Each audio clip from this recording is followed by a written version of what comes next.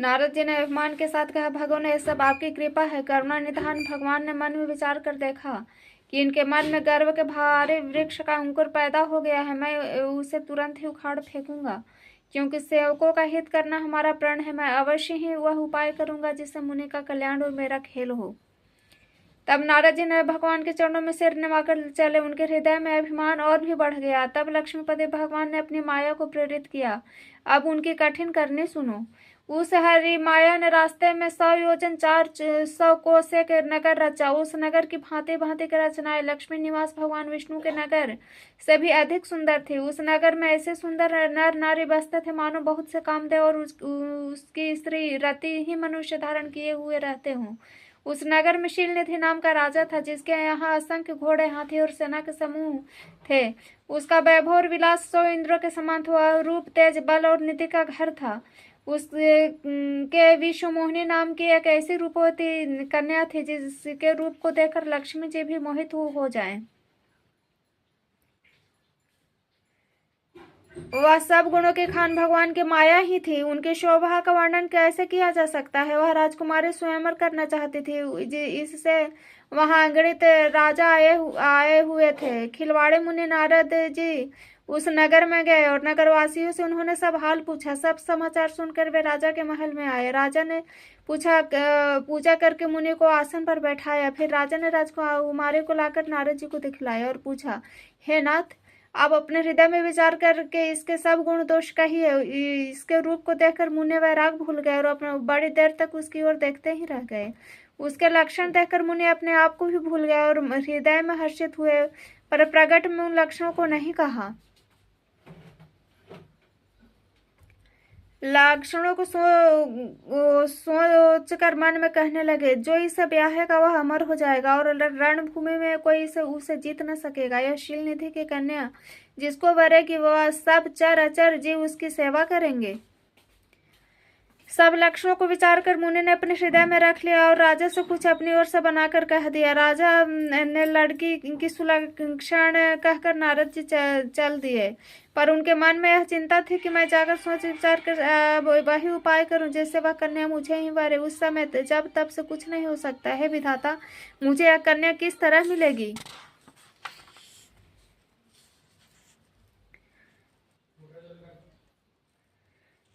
उस समय तो बड़े भारी शोभा विशाल सुंदर रूप चाहिए जिसे देखकर राजकुमारी मुझ पर रीझ कर जाए और तब जयमाल मेरे गले में डाल दे। एक काम करूं कि भगवान से सुंदरता मांग लो, पर भाई उनके पास जाने में तो बहुत देर हो जाएगी, परंतु श्रीहरि के समान मेरा हितु भी कोई नहीं है, इसलिए उस समय वे ही मेरे सहायक हों। उस समय नारद जी ने भगवान की बहुत प्रकार से विनती की। तब लीला में कृपालु प्रभु वहीं प्रकट हो गए। स्वामी को देखकर नारद जी के नेत्र शीतल हो गए और वे मन में बड़े हर्षित हुए। अब तो काम बन ही जाएगा। नारद जी बहुत आर्त दिन होकर सब कथा सुनाई और प्रार्थना की, कृपा कीजिए और कृपा करके मेरे सहायक बनिए। हे प्रभु, आप अपना रूप मुझको दीजिए और किसी प्रकार मैं उस राजकन्या को नहीं पा सकता। हे नाथ, जिस तरह मेरा हित हो वही आप शीघ्र कीजिए। मैं आपका दास हूँ। अपनी माया का विशाल बल देखकर दीनबंधु भगवान मन ही मन हंसकर बोले, हे नारद जी सुनो, जिस प्रकार आप का परम हित होगा हम वही करेंगे, दूसरा कुछ नहीं। हमारा वचन असत्य नहीं होता। हे मुनि योगी सुनिए, रोग से व्याकुल रोगी कुपथ मांगे तो वैद्य उसे नहीं देता। इस प्रकार मैं भी तुम्हारा हित करने की ठान ली। ऐसा कहकर भगवान अंतर ध्यान हो गए। भगवान के माया के वशीभूत हुए मुनि ने ऐसे मूढ़ हो गए कि भगवान की गूढ़ स्पष्ट वाणी को भी न समझ सके। ऋषिराज नारद जी तुरंत वहां गए और जहां स्वयंवर की भूमि बनाई गई थी, राजा लोग खूब सज धज कर समाज सहित अपने अपने आसन पर बैठे थे। मुनि नारद मन ही मन प्रसन्न हो रहे थे कि मेरा रूप बड़ा सुंदर है, मुझे छोड़कर कन्या भी दूसरे को न वरेगी। कृपा निधान भगवान ने मुनि के कल्याण के लिए उन्हें ऐसा कुरूप बना दिया कि जिसका वर्णन नहीं हो सकता। यह चरित्र कोई भी न जान सका। सबने उन्हें नारद ही जानकर प्रणाम किया। वहां 2 शिव जी के गण थे। वे सब भेद जानते थे। ब्राह्मण के वेश बनाकर सारी लीला देखते फिरते थे। वे बड़े मौजी थे। नारद जी अपने हृदय में रूप का बड़ा अभिमान लेकर जिस समाज पंक्ति में जाकर बैठे थे, वे शिव जी के दोनों गण भी वहां बैठ गए। ब्राह्मण के वेश होने के कारण उनकी इस चाल को कोई न जान सका।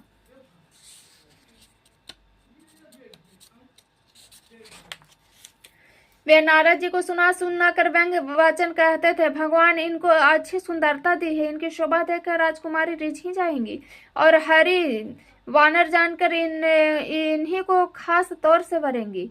नारद मुनि को मोह हो रहा था क्योंकि उनके मन दूसरे के हाथ में था। शिव जी के गण बहुत प्रसन्न होकर हंस रहे थे। यद्यपि मुनि उनकी अटपटी बातें सुन रहे थे, पर बुद्धि भ्रम में सनी हुई होने के कारण वे बातें उनकी समझ में नहीं आती। उनकी बातों वह अपनी प्रशंसा समझ रहे थे। इस विशेष चरित्र को और किसी ने नहीं जाने, केवल राजकन्या ने नारद जी का वह रूप देखा। उनका बंदर समूह और भयंकर शरीर देखते ही कन्या के हृदय में क्रोध उत्पन्न हो गया।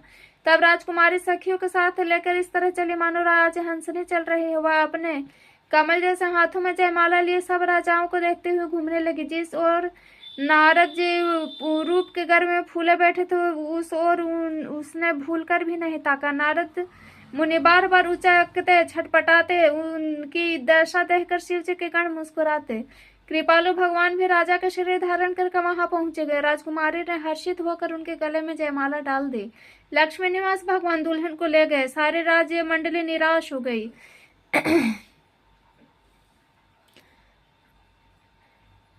मोह के कारण उन्हीं की बुद्धि नष्ट हो गई थी। इससे वे राजकुमारी को गई देख बहुत ही विकल हो गए, मानो गांठ से छूटकर मणि गिर गई हो।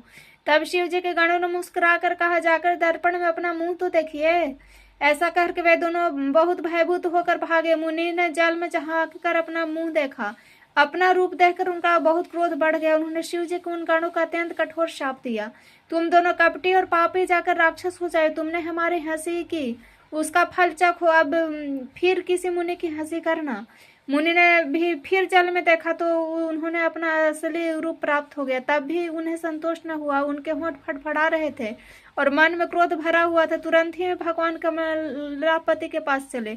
मन में सोचते जाते थे, जाकर या तो शाप दूंगा या प्राण दे दूंगा। उन्होंने जगत मेरी हंसी कराई। देवताओं के शत्रु भगवान हरि उन्हें बीच रास्ते में ही मिल गए। साथ में लक्ष्मी जी और वही राजकुमारी थी। देवताओं के स्वामी भगवान ने मीठी वाणी में कहा, हे मुनि, व्याकुल की तरह कहाँ चले? यह शब्द सुनते ही नारद जी को बड़ा क्रोध है और माया का वशीभूत होने के कारण मन में चेत न रहा। मुनि ने कहा, तुम दूसरों की संपदा नहीं देख सकते। तुम्हारे ईर्ष्या और कपट बहुत है।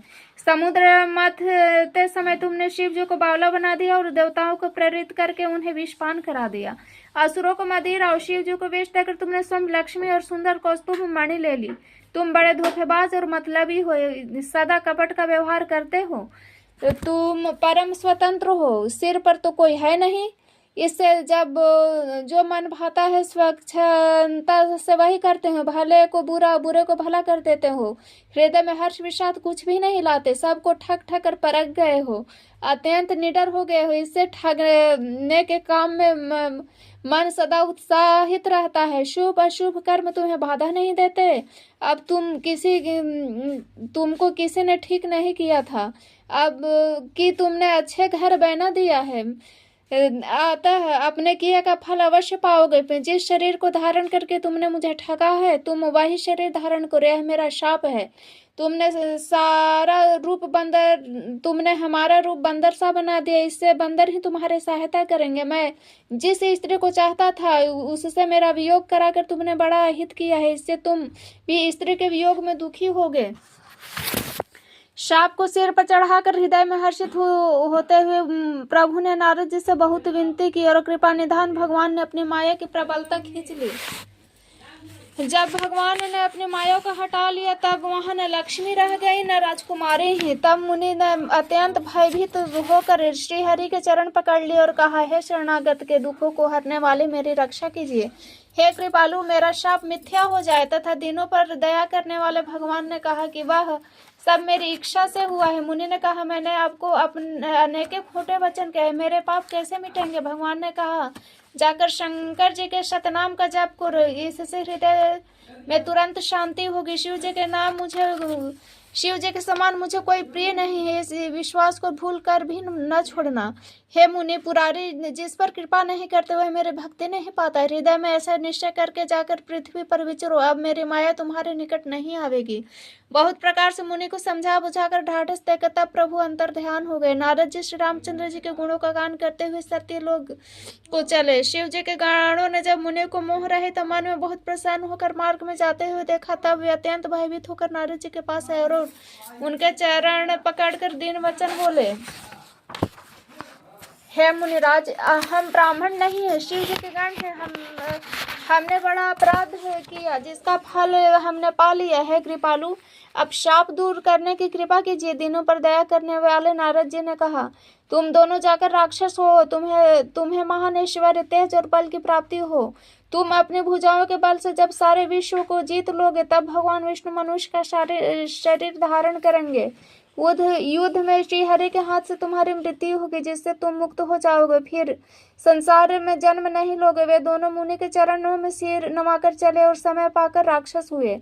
देवताओं को प्रसन्न करने वाले, सज्जनों को सुख देने वाले और पृथ्वी का भार हरने वाले भगवान ने एक कल्प में इसी प्रकार मनुष्य का अवतार लिया था।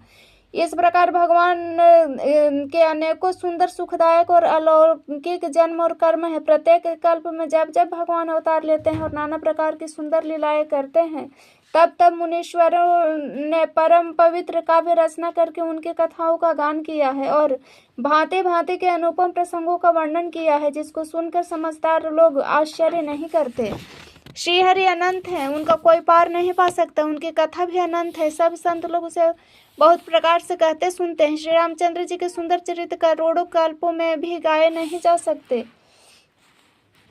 यह प्रसंग मैं कहा भवानी, हरि माया मोह। शिव जी कहते हैं, भय पार्वती, मैंने यह बतलाने के लिए इस प्रसंग को कहा कि ज्ञानी मुनि भी भगवान के माया से मोहित हो जाते हैं। प्रभु कौतिकी लीलामय है और शरणागत का हित करने वाले हैं। वे सेवा करने बहुत सुलभ और सब दुखों को हरने वाले हैं। देवता, मनुष्य, मुनियों में ऐसा कोई नहीं है जिसे भगवान की महान बलवती माया मोहित न कर दे। मन में ऐसा विचार करके उस महामाया के स्वामी श्री भगवान का भजन करना चाहिए। हे गिरि राजकुमारी, अब भगवान के अवतार का दूसरा कारण सुनो। मैं उसकी विचित्र कथा विस्तार करके कहता हूँ, जिस कारण जन्म रहित, निर्गुण और रूप रहित अव्यक्त सच्चिदानंद घन ब्रह्म अयोध्यापुरी के राजा हुए।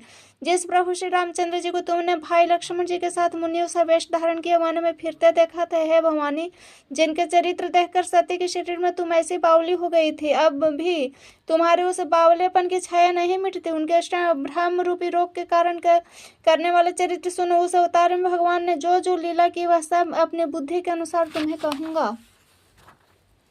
याज्ञवल्क्य जी कहते हैं, भरद्वाज शंकर जी के वचन सुनकर पार्वती जी सकुचाकर प्रेम सहित मुस्कुराई। फिर वृषकेतु शिव जी जिस कारण से भगवान का अवतार हुआ था उसका वर्णन करने लगे। यह मुनीश्वर भरद्वाज, वह सब तुमसे कहता हूँ, मन लगाकर सुनो। श्री रामचंद्र जी की कथा कलयुग के पापों को हरने वाली, कल्याण करने वाली बड़ी सुंदर है। स्वयं मनु और उनकी पत्नी शत्रुपा, जिसने मनुष्यों की अनुपम सृष्टि हुई, इन दोनों पति पत्नी के धर्म आचरण बहुत अच्छे थे। आज भी वेद जिनकी मर्यादा का गान करते हैं। राजा उत्तानपाद उनके पुत्र थे, जिनके पुत्र प्रसिद्ध हरिभक्त ध्रुव जी हुए। उन मनु के छोटे लड़के का नाम प्रियव्रत था, जिनकी प्रशंसा वेद पुराण करते हैं। पुनः देवहूति उनकी कन्या थी, जो कदर्प मुनि की प्यारी पत्नी हुई है, जिन्होंने आदि देव दिनों पर दया करने वाले समर्थ एवं कृपालु भगवान कपिल को गर्भ में धारण किया। तत्वों का विचार करने में अत्यंत निपुण, जिन कपिल भगवान ने सांख्य शास्त्र के प्रकट रूप में वर्णन किया, उन स्वयंमनु मुनि ने बहुत समय तक राज्य किया और सब प्रकार से भगवान की आज्ञा का पालन किया। घर में रहते हुए बुढ़ापा आ गया, परंतु विषय वैसा वैराग नहीं होता। इस बात को सोचकर उनके मन में बड़ा दुख है। श्री हरि की भक्ति के बिना जन्म यूं ही चला गया। तब मनु जी ने अपने पुत्रों को जबरदस्ती राज्य देकर स्वयं स्त्री सहित वन को गमन किया। अत्यंत पवित्र और साधकों को सिद्धि देने वाले तीर्थ में श्रेष्ठ नैमिषारण्य प्रसिद्ध हुआ। वहां मुनियों और सिद्धों के समूह बसते हैं।